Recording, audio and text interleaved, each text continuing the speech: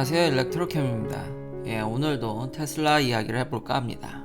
시작하기 앞서 어제 소개한 포드 F150 라이트닝이 무려 이제 레저베이션이 2만을 좀 넘었다는 겁니다. 그래서 제가 홈페이지 가서 확인을 해보니까 벌써 예약이 안 되더라고요. 다 끝나서 뭐 좀 이따 풀어줄 것 같기도 하지만 일단 현재로 제가 확인한 요 시점까지는 예약이 안 됩니다. 이제 그래서 꽤 인기가 있구나라는 걸 이제 알 수 있었고요. 잠깐 그래서 이걸 좀 자세히 얘기하면 또 제가 너무 이제 포드 편을 드는 거 아니냐라는 또 비판이 있을 것 같아서 어제 저는 좀 더 이제 포드의 그런 면들, 이제 가격, 좀 환상적인 그 4만 불 가격을 이제 칭찬을 했죠. 그랬더니 그 차는 당연히 늦게 나옵니다. 내년 초에 안 나오죠. 예상으로는 2023년, 늦으면 2024년까지 얘기가 나오고 있는데, 뭐 근데 모든 전기차는 뭐 비싼 모델부터 파는 거는 제 채널을 오래 보신 분들이라면 그 국룰이죠. 뭐 사이버 트럭하고 다른 게 아닙니다. 사이버 트럭 오래 생산한다고 일론 머스크가 다시 한번 컨펌을 했지만 그거는 트라이 모터지 싱글 모터인 제일 싼 버전이 아닙니다. 제일 싼 버전은 홈페이지 가시면 2022년 말에 그것도 나온다라는 게 아니라 프로덕션입니다. 그러니까 나오는 거는 2023년이 될 확률이 꽤 높습니다. 그냥 뭐 이거 둘 다 나와봐야 알지만 이러면 또 포드 칭찬한다고 생각하실 분도 있는데 저는 굉장히 생각보다 관대합니다. 많은 분들이 저를 테슬라무로 이제 아시고 뭐 테슬라무로 보여지는 거 뭐 저 별로 그거에 대해서 뭐 토를 달거나 뭐 반대하고 싶지 않습니다. 당연히 그렇게 보이겠죠. 근데 저 스스로 그냥 제 자신을 돌아볼 때는 나름 저는 객관적이라고 생각을 합니다. 그만큼 제가 굉장히 바가 낮고 이런 다른 회사 칭찬하는데 그렇게 인색하지 않습니다. 이 정도만 해줘도 저는 으쌰으쌰 응원해주고 싶습니다. 그래야 이제 테슬라도 어느 정도 견제가 되면서 서로 경쟁이 있어야 소비자들은 더 좋은 제품을 얻을 수 있는 그런 시장이 형성이 되죠. 근데 그동안 제가 그렇게 원사이드로 테슬라만 이렇게 응원할 수밖에 없는 이유는 당연히 테슬라가 현재 전기차 최고고 제일 좋고요. 그리고 다른 이 포드라는 회사가 및 다른 회사들이 별로 전기차를 만들 의지를 그다지 보여주지 않았고 지금 이 2만 대라는 수치도 그렇습니다. GMC 허머 보십시오. 그 몇천 대 예약하고 알고 보니 막 완판됐어요 이랬는데 나중에 뒤로 새어나온 이야기들은 뭐 몇천 대 예약 받아놓고 다 팔렸다고 그런 얘기를 하고 그래도 그거에 비하면 상대적으로 2만 대면 뭐 이 정도면 뭐 몇천 대 팔고 다 예약 끝났다고 얘기하는 회사도 있는데 이 정도랑 뭐 비록 늦게 나올지언정 뭐 원래 그거는 전기차 세상에선 국룰이니까 뭐 4만 불에 그래도 그렇게라도 보여주는 의지를 보여준 거에 저는 조금이라도 그렇게 좋은 점이 있다라면은 저는 솔직히 높게 삽니다. 그러니까 그 정도로 역으로 얘기하면 얼마나 기존 회사들이 전기차를 등한시하고 별로 의지조차 보여주지 않는 그냥 생쇼만 얼마나 해왔는지를 역으로 알 수 있습니다. 여튼 사이버 트럭도 올해 나오는 건 제일 비싼 거지 얘가 아니라는 점. 그래도 여전히 어제 이런 오토파일럿이나 충전 환경, 당연히 주행거리, 뭐 그래도 포드가 나름 그 11개 아울렛을 넣는다든지 나름의 타겟팅이 있기 때문에 뭐 그 부분도 칭찬합니다. 그렇지만 주행거리나 충전 환경 여전히 테슬라에 전반적으로 부족한 건 사실입니다. 그래도 분발을 해줬으면 좋겠다라는 거죠. 이제 오늘 아마 주된 내용들은 이런 차에 관한 내용, 차 생산이 언제 되는지가 아마 핵심 내용으로 될 것 같은데요. 드디어 모델 S 플레드에 이 나오는 날짜가 정해졌습니다. 이대로 나오겠죠, 설마. 얼마 안 남았는데 이제 6월 3일인데 일론 머스크가 컨펌을 했습니다. 이제 리프레시된 모델 S 플레드를 공장에서 프레먼트 공장에서 이제 딜리버리 이벤트를 한다고 합니다. 로지스틱 최근에 문제가 있어서 그런 건지 참 대단합니다. 공장으로 와서 이제 받아가라는 얘기인데 뭐 그만큼 인기라든지 사람들의 어떤 선호도 이런 것들이 반영됐다고 볼 수 있을 것 같습니다. 그래도 많은 사람들이 처음에 우려했던 거와는 달리 일론 머스크는 생산에 있어서는 요즘은 잘 하고 있습니다. 어쨌든 6월 3일날 이게 나오고 프로덕션 캐패시티는 10만 대에 육박할 거기 때문에 X랑 합쳐서. 근데 물론 이제 아직 X는 딜리버리가 아직은 발표가 안 되고 있지만 그래도 리프레시된 모델 S나 X가 나온다니 테슬라한테는 굉장히 좋은 소식이고요. 이게 뭐 조금만 늘어진다 그래도 워낙 비판적인 기사가 나와서 그렇지만 예정대로 조금 미뤄졌지만 비판했던 기사는 그래도 가을이었거든요. 그래도 6월 3일이면 굉장히 빠른 거죠. 자, 그러면서 또 재미난 소식은 이 6월 3일 이 모델 S 플레드를 발표하면서 지금 로드스터에 대한 정보가 나왔는데요. 또 재미난 정보가 이 로드스터가 이제 뮤지엄에 전시가 되면서 거기에 이제 디스크립션에 스페이스 X 패키지를 달면은 그 일론 머스크도 트윗으로 컨펌을 했죠. 스페이스 X 로켓 스러스터를 옵션 패키지로 달게 되면은 100까지 가속하는데 1.1초랍니다. 뭐 미국 기준으로 그러니까 60 mile per hour죠. 1.1초고 이 차의 탑 스피드는 250마일이 넘습니다. 그러니까 시속 거의 뭐 400km에 육박하는 차인데요. 레인지는 620마일이고. 진짜 돈을 많이 벌어야겠다라는, 이건 정말 사고 싶다는 생각이, 이게 정말 테슬라죠. 이런 혁신적인. 이러다 보니 제가 페라리라든지 람보르기니라든지 그런 거에 대한 우러러보는 그런 것들이 마음들이 다 사그러지는, 정말 테슬라는 저렴한 것부터 해서 어떤 사람들의 로망까지, 선망의 대상의 그런 모습까지 그냥 싹 쓸어가는, 참 이러니 테슬라를 좋아할 수밖에 없죠. 가격은 원래 예상대로 변한 게 없습니다. 한 20만 불 되고요. 그리고 이 차는 장난으로 레저베이션을 할 수가 없습니다. 베이스 레저베이션 프라이스가 5만 불이기 때문에 역시 돈을 진짜 많이 벌어야겠네요. 참 이런 차를 보면은 정말 돈을 많이 벌어야겠다. 그리고 이런 슈퍼카 레벨에서는 성능에 비하면은 정말 월등히 싼 가격입니다. 그리고 25만 불이면은 그렇게 또 뭐 불가능한 가격은 아니기 때문에, 뭐 물론 구독자님들이 제 리퍼럴 코드를 많이 써주셔서 이거 래플에 당첨되면 참 좋겠지만 그럴 가능성은 없어 보이죠. 아무튼 열심히 돈을 벌어야겠습니다. 이건 정말 꼭 사고 싶다라는 생각에 절실히 듭니다.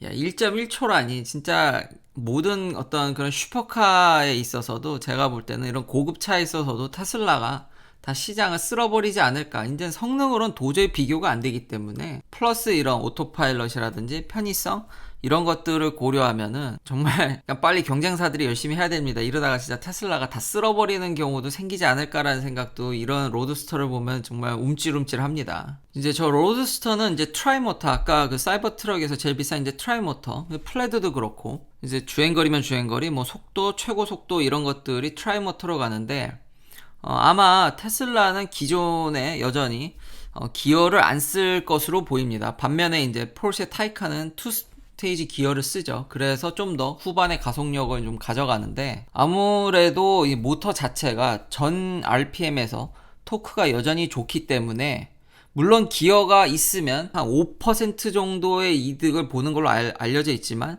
복잡성이라든지 생산 단가의 증가, 그리고 그 트랜스미션이 이런 높은 모터의 토크를 또 감당해야 된다라는 거, 그 유기적인 어떤 싱크로나이즈 그런 문제들을 고려했을 때 테슬라는 여전히 로드스터에는 기어를 안 쓸 것 같습니다. 여전히 트라이모터 시스템을 계속 갈 것 같긴 합니다. 그리고 이제 타이칸 얘기가 나와서 그렇게 테슬라의 비판적이던 카인드라이브도 결국은 이번 비교에서, 이건 플레드가 아닙니다. 플레드가 나오면 제가 볼 때는 더 격차가 벌어질 것 같은데, 기존의 롱레인지 플러스랑 타이칸 4S 이제 세컨드 플레이스에 포르쉐를 놨고요, 퍼스트 플레이스에 테슬라를 놨습니다.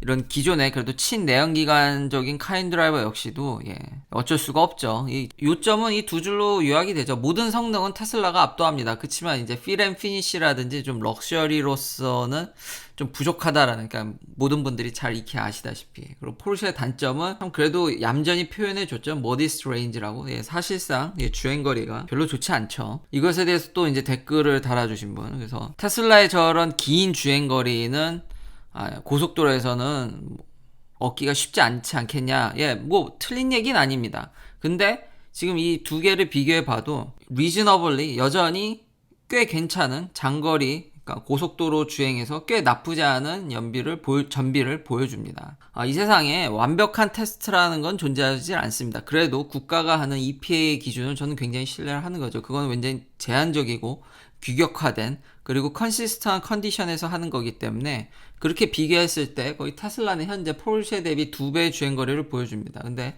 뭐 고속도로에서는 좀 격차가 줄어들 수는 있겠죠. 그렇지만 뭐 하이웨이 가면은 테슬라의 주행거리가 형편없이 떨어진다.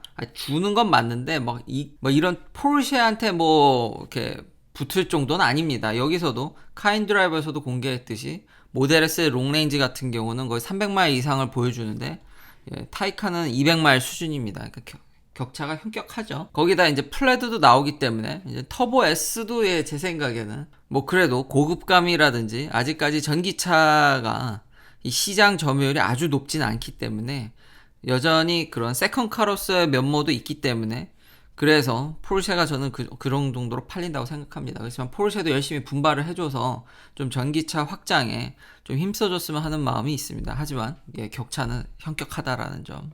또 다른 뉴스로는 또 이걸 보고서 테슬라가 라이다를 쓰는 거 아니냐라고 이제 오해는 안 하셨으면 좋겠습니다. 이제 테슬라 차량이 라이다를 이제 테스트하는 것을 볼 수 있는데요. 이렇게. 그럼 라이다를 좀 염두하는 거 아니냐. 일론 머스크는 라이다에 대해서 굉장히 비판적으로 얘기를 했거든요. 이것만 보면은 지금 모델 Y에 이런 걸 달아서 나오는 걸 보면 라이다를 테스트하는 걸로 오해하실 수 있습니다. 물론 기사 내용도 그냥 테스트한다는 것만 나오는 거지 이게 딱히 뭐 디테일한 내용은 없는데 제가 과거에 기억하기로는 모델 S도 이러고 테스트한 적이 있습니다. 그러니까 제 추측인데 지금 테슬라는 수도 라이다를 계속 그 카메라만으로 구현을 하려고 굉장히 노력을 많이 하고 있거든요. 그러면은 그 수도 라이다의 기준은 이 진짜 라이다 대비 얼만큼 디텍션을 하냐가 기준입니다. 그렇기 때문에 테슬라는 지금 현재 이렇게 라이다로 테스트를 해 가면서 그 데이터랑 기존의 자기의 카메라로 측정된 데이터를 지금 현재 비교하는 것으로 보여집니다. 그러니까 정말로 풀 셀프 드라이빙을 앞두고 진짜 라이다를 장착했을 시와 얼만큼의 이제 퍼포먼스 차이가 나는지를 지금 체크하는 중인 것 같습니다. 그러니까 여전히 라이다를 설치하는 것에 대해서는 저 역시도 부정적으로 보고요. 하지만 지금 라이다를 고려하는 게 아니라 카메라 대비 지금 라이다랑 이게 비교해서 카메라가 얼마나의 퍼포먼스를 보여주고 있냐라고 지금 자체적으로 테스트한다고 보시면 될 것 같습니다. 그리고 요 얘기를 빼먹었는데 저 멋진 로드스터가 언제 생산될 거냐면은 일단 내년에 생산을 에이밍하니까 이것도 아직은 가봐야 알겠죠. 그렇지만 여전히 트라이모터 시스템과 더 나은 배터리 시스템이라고 올해 초에 얘기한 걸 봐서 이걸 4680 배터리로 지금 추정이 됩니다. 자, 이제 마지막은 일론 머스크의 이런 트윗을 보면은 이 코인 얘기를 계속 하고 있는데요. 개인적으로 저도 코인을 그다지 이렇게 좋아하진 않지만 그리고 아직은 기술적으로 좀 더 이제 발전을 해야 된다고 생각을 합니다. 일론 머스크도 그런 이제 기술 발전이 더 필요하다라는 그런 어떤 면에서 그런 조건들을 이제 트윗에 이렇게 올려놨거든요. 트랜잭션 레이트, 밴드위스 이제 컴퓨팅. 그러니까 가령 예를 들면 이제 비트코인을 기준으로 보면 현재 비트코인이 가장 시가총액이 크니까요. 그러니까 비트코인 같은 경우도 트랜잭션이 일어나면 이건 탈중앙화니까 그 코인을 갖고 있는 모든 레저 그 장부에 그 업데이트를 해줘야지만 이제 인증이 되는 거죠. 트랜잭션이 이제 프로브가 되는 건데 그 시간이 좀 걸립니다. 그러니까 15분 정도? 근데 지금은 그래서 이제 비트코인을 금이라고 하는데 이거 화폐로 쓰이고 여러 가지 트랜잭션이 일어나게 되면 근데 15분 너무 느리죠. 만약에 이걸 진짜 화폐로 쓰이면 진짜 전 세계적으로 얼마나 많은 트랜잭션이 일어날 건데. 그걸 일론 머스크가 정확히 이해하고 있고 뭐 요런 기준으로 이제 평가를 한다고 보시면 될 것 같습니다. 좋은 기준들을 일론 머스크가 이렇게 트윗에 올려놨는데 뭐 물론 이제 좀 더 추가적인 얘기를 하면 이더리움이 이제 그런 것들 좀 더 개선했지만 이더리움도 근데 저는 솔직히 더 개선돼야 된다고 봅니다. 근데 비트코인 대비해서 이더리움은 좀 나아 보인다라는 거죠. 거기까지만. 전 섣불리 아직은 그런 이번에 그런 대폭락 그리고 다시 금방 복구되는 그런 모습들을 보면서 아직은 변동성이 크고 코인은 정말 위험한 자산이라고 다시 한번 알려드리고 싶고요. 그리고 개인적으로는 코인을 별로 좋아하진 않지만 이 채널은 테슬라의 모든 것을 알려주는 채널이고 계속 일론 머스크가 이렇게 트윗으로 계속 코인 얘기를 하니까 이런 도치코인에 대해서 그 협업했다는 얘기도 있죠. 과거에 그런 트랜잭션 레이트 올리기 위해서. 그리고 이 윈도우의 이 하모시스 대 도치코인 뿐만 아니라 노이즈로는 지금 도치코인을 엄청 산 고래가 이제 나왔는데 이제 일론 머스크가 트윗으로 나 도치코인 전혀 안 팔 거다 뭐 그런 이야기를 하면서 이게 코인시던스 이제 우연의 일치냐 그러면서 이제 데이블리라고 구독자님께서도 이제 알려주신 그래서 저도 가끔 확인하는데 너 도치코인 뭐 샀냐 뭐 그런 식으로 이제 트윗을 했던 것으로 기억하는데 그건 답변을 하진 않았지만 참 여전히 이 코인 얘기를 하면서 화제의 중심에 있는 일론 머스크다. 그치만 이런 기준들, 지금 일론 머스크가 트윗으로 이런 얘기했던 이런 조건들, 그러니까 화폐로서 좀 더 이제 발전하려면 어떤 면들을 봐야 되는지에 대한 조건들을 이렇게 일론 머스크가 이야기한 거 봐서는 물론 이런 노이즈도 있고 장난적인 면도 있지만 코인에 대해서 일론 머스크가 확실히 이해하고 있지 않나 라는 생각도 듭니다. 긴 영상 시청해주셔서 감사합니다. 내일도 테슬라 관련 이야기들로 찾아뵙겠습니다.